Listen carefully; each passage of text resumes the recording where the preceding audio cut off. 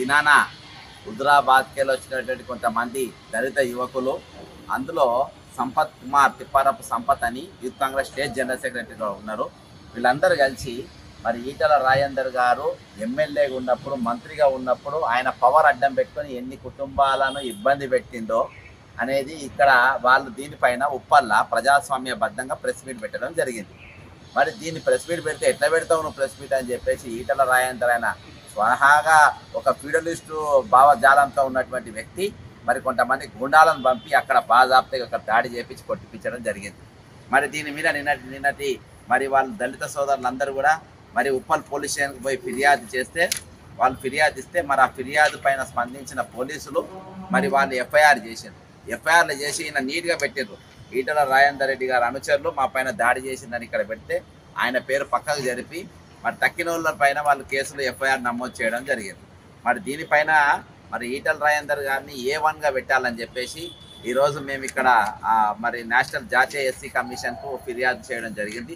ఇందులో ముఖ్య ఉద్దేశం ఏంటంటే మీరు ఎంక్వైరీ చేయకుండానే ఎఫ్ఐఆర్లో బాజాబ్తా ఈటల రాజేందర్ పేరు పెట్టిన ఆయన అనుచరులు అన్నారు. ఆయన జిందాబాద్ అని కూడా కొట్టిండ్రు. ఈటల రాజేందర్ జిందాబాద్, బీజేపీ నాయకుడు ఈటల జిందాబాద్ అని కూడా కొట్టిండ్రు.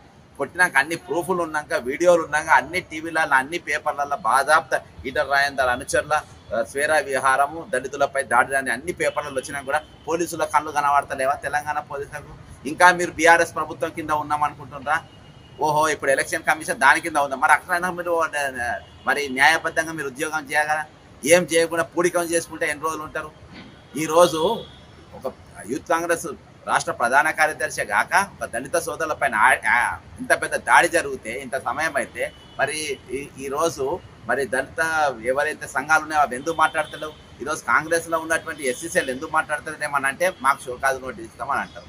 ఈరోజు ప్రభుత్వం ఒక సెక్షన్ ఆఫ్ లీడర్స్, కాంగ్రెస్ పార్టీలో ఉన్న సెక్షన్ ఆఫ్ లీడర్స్ మరి ఈటల రాజేందర్ గెలిపించే పనిపైన ఒక లీడర్స్ ఉన్నారని దానికి ఇది ఒక ఉదాహరణ కన్నా నాకైతే అనిపిస్తున్నది. మరి కాబట్టి నేను ఒకటే చెప్తున్నా, ఈరోజు మరి తెలంగాణలో ఉన్నటువంటి ప్రతి దళిత సంఘాలు కానీ లేకుంటే అవి బీజేపీ దళిత మోర్చా కూడా మీరు అందరూ కూడా ఇది కొట్టడం అమానుషమా కాదా?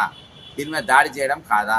ఈటల రాజేందర్ ఏమన్నా అంటే నేను బడుగు జీవిని, నేను బలహీనుని, నేను ముదిరాజుని అంటారు. నీ పిల్లలు నీ అల్లులు ముదిరాజులా లేకుంటే నీ కోడళ్ళు ముదిరాజులా? నువ్వు ఏ ముదిరాజుకు నీ పిల్లల్ని ఇచ్చినావా? ఎవరి కుటుంబాలు చేసుకున్నావా? ఏమైనా చేసుకున్నావా? నువ్వు మొత్తం ఒకటే పొడిక ఎలక్షన్ వచ్చేటరకు నేను బడుగు జీవులను బహుజన బిడ్డను అంటావు. మరి ఏది పవర్కి వచ్చేటరకు నువ్వు ఎవరికి మోస్తావో గద మోస్తావో అందరికీ తెలుసు. ఈరోజు బహుజనుల పైన నువ్వు దాడి చేసినావు. దీన్ని బేషరతుగా నువ్వు క్షమాపణ చెప్పాలి. పోలీసు కూడా వెంటనే నన్ను A1గా పేర్కొనాలి అని చెప్పేసి జాతీయ ఎస్సీ కమిషన్కి ఇచ్చిన వాళ్ళు కూడా స్పందించడం జరిగింది. ఖచ్చితంగా దళిత సంఘాలన్నీ కూడా దీని మీద స్పందించాలని కోరుకుంటూ సెలవు తీసుకుంటున్నా. జై తెలంగాణ, అమరవీరులకు జోహార్.